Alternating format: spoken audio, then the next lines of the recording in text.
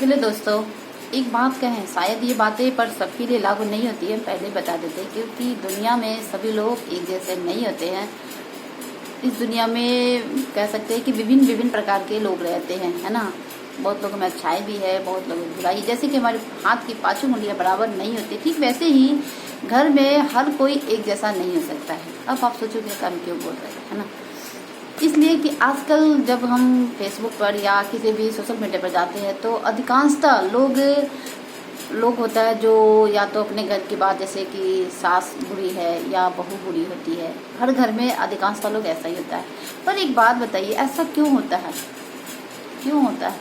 हम जब शादी करके अपने नई घर में एक बहू आती है तो हम उस वक्त बहुत खुश होते हैं कि चलो हमारे घर में लक्ष्मी आई है ना, यही सोचते हैं। बट एक बात बताना, फिर वही धीरे धीरे फिर बाद में उसमें इतनी सारी बुराइयां कहाँ से आती है? क्योंकि जहाँ तक मुझे पता होगा वही लोग होते हैं जो कि अपने बहू को बैंड बाजा सब कुछ कर कर पैसे खर्च कर कर लेकर जाते हैं, बहू को लेकर आते हैं, है ना। बट एक बात ये भी है कि हर बहू एक जैसी नहीं होती है और हर सास एक जैसी नहीं होती है। सबसे पहली बात तो ये है। बट अधिकांशतः हम सुनते हैं कि बहू के साथ ये होता है, बहू के साथ ये होता है। क्या एक सास के साथ ऐसा नहीं होता होगा? होता होगा ना, क्योंकि पांचों उंगलियां में बराबर तो नहीं है। क्योंकि जैसे हर बहू एक जैसी नहीं होती है वैसे हर सास एक जैसी नहीं होती है। बट अगर किसी के साथ अगर कोई सास है, पर एक बात मुझे बताना कि सास भी एक माँ होती है। अगर वो माँ अपनी बेटी को इतना प्यार दे सकती है तो एक बहू को क्यों नहीं दे सकती है? और एक बहू अपनी सास को माँ क्यों नहीं समझ सकती है? अगर नहीं एटलीस्ट समझ सकते हो तो कम से कम इतना तो जरूर समझना चाहिए कि आप जिसके जीवन साथी हो, जिसकी जीवन संगनी हो, उसको, आपके पति को उस माँ ने जन्म दिया, तो कम से कम इस खातिर आप अपनी माँ को रिस्पेक्ट दे सकते हो।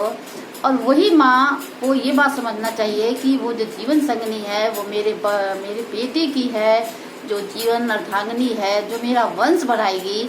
अगर उनका मान सम्मान वो करेंगी, उसकी बातों को, उसको फीलिंग को समझेंगी, तो आई थिंक ये जो बीच का गैप है ना वो भर सकता है। बट लोग नहीं करते हैं, बल्कि इसके बीच में इतनी बड़ी खाई कर देते हैं कि शायद भरना बहुत मुश्किल हो जाता है। और वो खाई जब नहीं भरती है ना तो उसमें जो अगल बगल के जो लोग होते हैं उसमें क्या करते हैं पता है? कंकर पत्थर सब मारते हैं, अर्थात इधर की बात उधर करना शुरू कर देते हैं, ठीक है ना। जिसके कारण सास को भी कभी कभी कोई बात चुभने लगती है और बहू को भी चुभने लगती है। क्योंकि ऐसा नहीं हो सकता है कि दोनों, समझ रहे हैं ना, कि दोनों में कुछ ना कुछ होता है तभी तालमेल गड़बड़ होता है यार।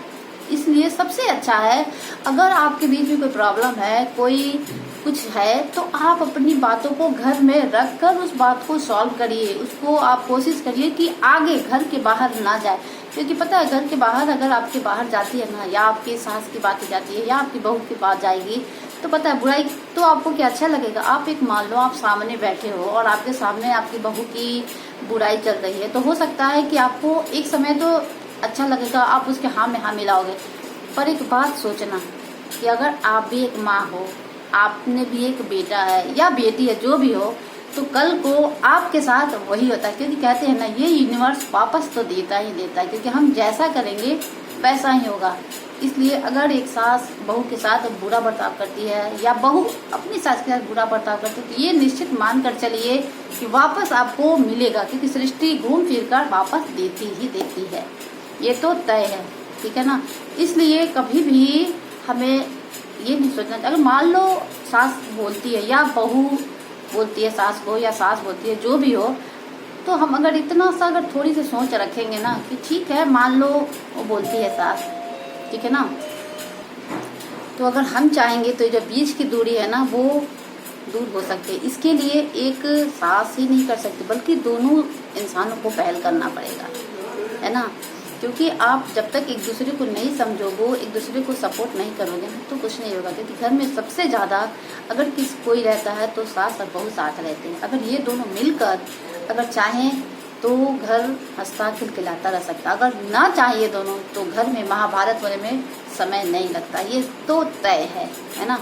तो इसलिए अगर घर में हम सुख शांति सब कुछ चाहते हैं तो दोनों को मिलकर अगर रहेंगे तो घर में सुख शांति बनी रहेगी। और घर के जो लोग रहेंगे उसमें आपस में प्यार, सब कुछ विश्वास सब बना रहेगा। इसके लिए जो सास बहू है ना, ये दोनों अगर एक साथ मिलकर रहें, एक दूसरे की बातों को समझे, एक दूसरे की फीलिंग को समझे, इसके लिए क्या करना होता है, इसके लिए एक दोनों को सहयोग की बहुत ज़रूरत होती है। अगर आप सोचोगे हो कि सास को ज़रूरत नहीं है, बहू की ज़रूरत नहीं है, तो गलत है।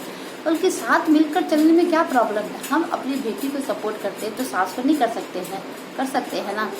जो भी बहू अगर नहीं करती है तो करना चाहिए। एक बार उस सास को अपनी माँ की जगह रख कर देखना, तो आपको अपने आप पता चल जाएगा, या सास भी अपनी बेटी को समझेगी कि हाँ हमारी बेटी को भी इतना ही तकलीफ हो रहा होगा, इतना ही दुख हो रहा होगा, तो ये जो बीच का जो गैप है ना, अपने आप दूर हो जाएगा, है ना। आई थिंक कि आप लोग समझ गए होंगे।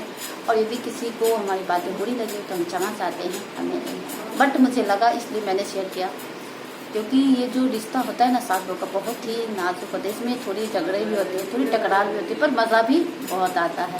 बट थोड़ी सी होनी चाहिए, कहते हैं ना, थोड़ी सी नोक जो हो अच्छी, पर इसको ज़्यादा लंबा खींचना नहीं चाहिए, क्योंकि इसका अगर आप ज़्यादा लंबा खींचोगे ना, तो इसका फ़ायदा दूसरे कोई, या आपके रिश्तेदार होंगे या आपके आसपास के लोग होंगे, वो उठाएंगे। तो ऐसा कभी भी मत करिए, अपने रिश्तों के बीच में कभी भी तीसरे को मत आइए, ये कहना था।